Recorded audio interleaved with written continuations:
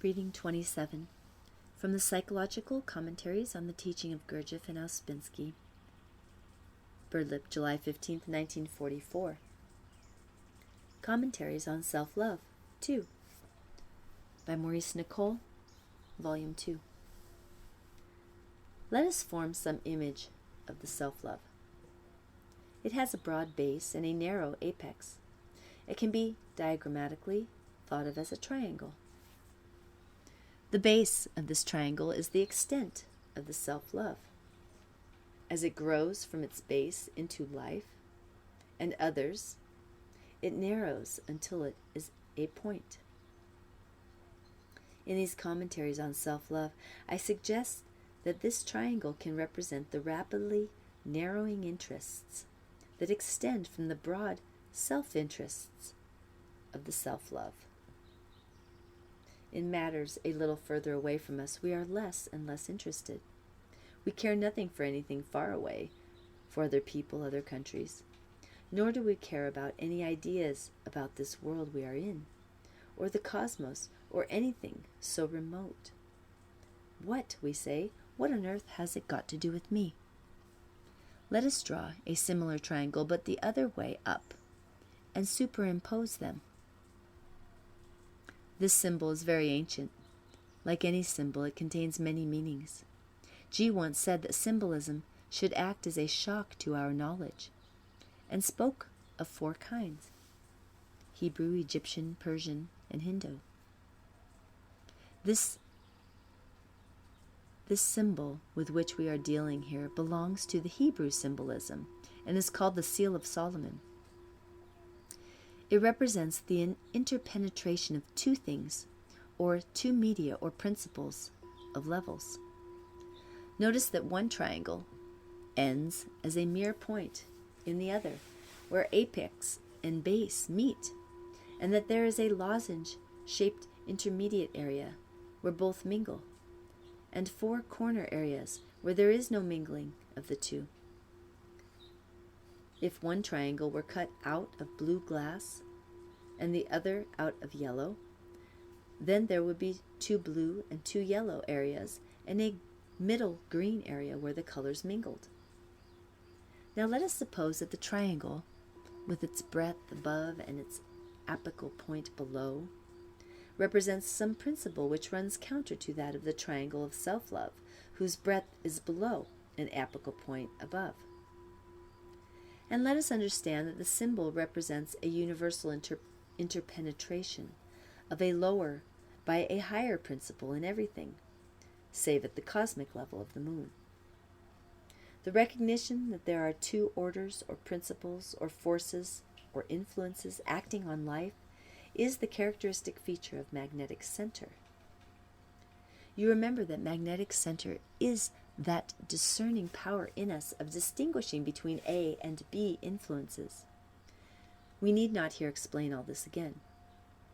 A influences are created by life, and they obviously have connection with the self-love, love of power, possessions, and so on.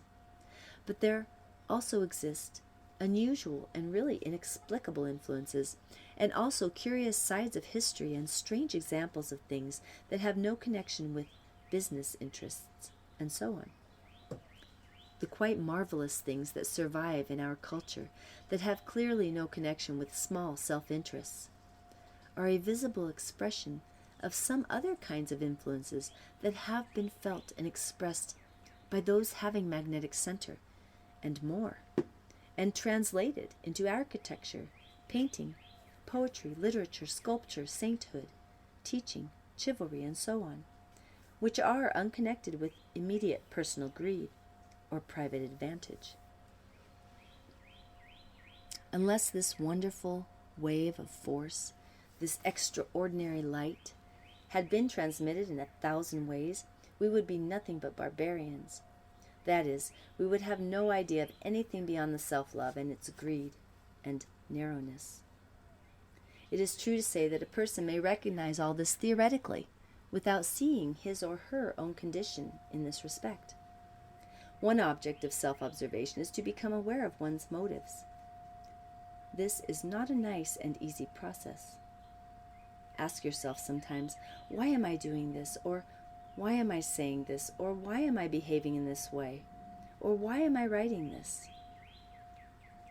Whatever imaginary robes of self-righteousness we clothe ourselves in, these questions tend to undress us again. In this respect, we should understand that the work is rather terrible and cannot be denied. People imagine they can pretend. It is impossible.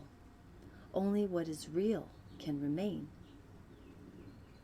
When we have gone more deeply into self-observation and self-knowledge, we simply have to give up a lot of the manifestations of the self-love, disguised as something genuine. Do you remember what was said of the work in Revelation? All the churches shall know that I am he that searcheth the reins and hearts, and I will give unto each one of you according to your works. Revelations 2. The object of this work is to separate us from what is false. I once told you that when my wife and I went to the French Institute, we were warned that personality here has almost no right to exist. But the more the self-love, the less can it happen. What a long journey it is, yet it is a quite real one. It exists. It is not invention. Esoteric teaching is not an imaginary thing. It is the most real thing in the world, more real than a check, more real than a house, more real than another person. So we are speaking at present about a deeper honesty to oneself, a deeper sincerity that has nothing to do with the requirements of life. Now we must return to this upper triangle, which is upside down to the triangle of self-love, that is, life. If you are certain that this life is all, and if you take your meanings from it and think only in terms of it, then there is no upper triangle at work in you. We spoke recently of meaning and how a visible thing is one thing and its meaning is another, and how if you could not see this, there could be no inner work of separation and transformation. We can transform life by new meaning. We cannot transform people and things whose existence is revealed to us by our senses. But we have inner senses. The mind is the first transformer. Thinking in a new way, our attitudes change, and so the meaning of the world changes. But to think in a new way, we must receive and acknowledge new knowledge, new ideas. It is really quite simple, but the enormous difficulties that arise in us before we can do so do not make it quite as simple as all that. We are so fixed, so identified with our opinions and so on, that it is really a very great labor. Do you remember the allegory or parable about the labors of Hercules? One of his tasks was to cleanse the Augean stables, which were full of dung. What is dung in the meaning of parables? All your negative emotions, all your petty viewpoints, your personal values, your self-love, and so on. Hercules diverted a river to cleanse the stables and cleanse the horses of the mind. Water means truth, as you know. The work teaches truth. Truth about what? Truth about what ways, what ideas, what efforts are necessary to this change of being that we, I think all of us, secretly long for in the background of ourselves. This means that esoteric truth, esoteric knowledge can cleanse us from this continual, inadequate, uneasy, and half-guilty feeling that probably all normal people possess. And a normal person in the work means a person with magnetic center. Normal being means that. If you are content with yourself, then it is far better to remain so.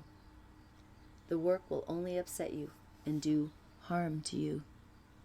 This is one of the difficulties that has to be thought of in connection with other people. A good householder in the ordinary sense is a person who does his job properly and decently. But in the strict work sense, he is a person who does his job without believing it leads anywhere, and yet sees his responsibilities and fulfills them. He has not yet got magnetic center, but is close to it. He does his job and sees that he must, but realizes vaguely that it leads nowhere, and does not yet realize there is something else. I do not mean that he denies there is anything else. This way, the way of good householder, is a definite line of ascending being by recurrence. Only, we are told, it is a very long way. There is no sense of an upper triangle, only a dissatisfaction with the lower triangle. However, this is at least genuine. It is infinitely better than pretending, from hearsay, from pseudo attitudes, that you know about the upper triangle when actually you are dressed up in the clothes and ribbons of the lower triangle. The most terrible crime in this work is pretending, because it means lack of sincerity, and the work is based on sincerity, and if you have not a very deep and sincere relation to the work itself, from yourself, great dangers may result if you pretend. This is why it is important to think of people whom you wish to touch this work. It is a live wire, a 1,000,000-volt circuit. I speak of what it is ultimately, not in its introductory stages. I remember G saying once to us all in France, "Why are you here?" This made us all think, why were we there? Could I say to myself deeply I was there in order not to lose touch with the work? Or was all vanity, the lower triangle? Or what? It was certainly not financial advantage, but I found then many things in myself that were spurious. This is an example of a shock given at a certain moment, rightly. Now let us speak of the upper triangle, which is reversed to the lower in principle, in motive, direction, feeling and thought, attitude and aim. The upper triangle is the work. It is the influences that come from the level of the sun psychologically, that is, the level of the conscious circle of humanity. This seems vague. Well, try and see for yourself. Does it change people? The upper triangle is esotericism. It is thinking in an utterly different way. It is new meaning, new ways of taking everything that happens on this earth, with all its recurring events as we see them through the senses. It is a sky fitted over the earth of ourselves. It demands a love quite different from self-love. In fact, it is against this thing, oneself, and it demands a struggle with this thing, oneself. It seeks to start up this struggle in each of us. Every idea of this work, of the esoteric teaching of the Old and New Testaments, and a vast number of other sources and fragments, is about this. It always goes against the self-love. It does not make you feel more comfortable, not at all. It makes you first uneasy and then definitely uncomfortable inwardly, but with direction. All this goes against the complacency of the self-love, of this person you dream you are, and which you are not, of this brittle life mask of yourself. If you never apply the work, if you never observe yourself through the teaching of the work, if you never judge yourself from the work, you remain as you are. A spark is necessary. It is necessary to catch fire. It is necessary to see we are in the pretense of something real. It is necessary to see we are in the presence of something real. Yes, real, but finely made, and very gentle, very delicate and beautiful. When new emotions begin, they catch and transmit the work. They are caused by the thoughts and private ponderings of this work. If you do not really need this work, nothing really will or can happen. How could it? And how many people really need the work? I repeat the question. Why are you here? Do you remember what is said in Hebrews? Quote, For the word of God is living and active, and sharper than any two-edged sword, and piercing even to the dividing of soul and spirit, of both joints and marrow, and quick to discern the thoughts and intents of the heart. And there is no creature that is not manifest in his sight, but all things are naked and laid open before the eyes of him with whom we have to do. Hebrews 4:12 and 13. As was said, these two triangles in reverse, this Hebrew symbol called the Seal of Solomon, belonging of course to the esoteric and not the literal side of Hebraism, transmits to us the teaching that there is always an upper level acting on the lower level, but this does not mean that the lower level receives it. The same idea is contained in the work when it says that higher centers are fully developed and constantly working, and lower centers cannot catch their meaning. If we could at any moment cease to identify with ourselves, cease to follow the influences of the lower triangle, we might receive influences from the upper triangle, but for a long time we would not understand them. The entirely new thoughts, the entirely new feelings would not be recognized, or they would seem mere nonsense. When a man has magnetic center, when his level of being is characterized by this fact, he already has some sense of this triangle.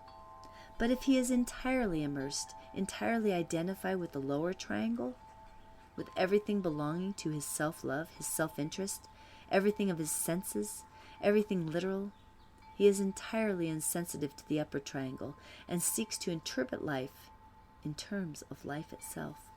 For him, there is nothing.